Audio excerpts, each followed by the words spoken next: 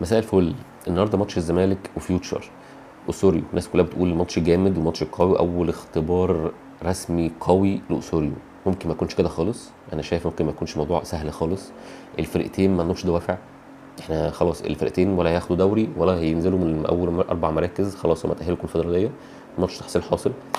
اللعيبه الحاجه الوحيده اللي ممكن لا تعملها في الماتش ده ان هو اي حد فيوتشر عايز يبين نفسه علشان يروح بقى فرقه اعلى شويه او ياخد فلوس اعلى شويه.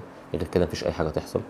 آم، الا بقى لو حد مثلا عايز بقى يعمل انا كسبت الزمالك والزمالك انا بقى اطلع تالت عشان اتاهل لافريقيا، والشغل المجانين دوت اللي كان عايز يبعته، ولا كان الاهلي طلع تالت وانا اطلع تالت واقدم على افريقيا وبتاع، تحس انه قدم سحب الشمعدان.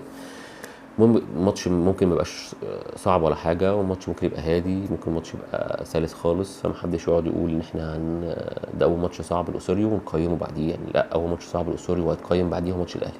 ده بالنسبه لنا ده اول ماتش صعب لاسوريو يتقيم هو ماتش الاهلي. الماتش الاهلي بعيد عن بقى عن مراكز وبعيد عن بطولات وبعيد عن اي حاجه، هو بطوله لوحده. ده هيبقى اول ماتش لاسوريو يتقيم فيه. شكرا.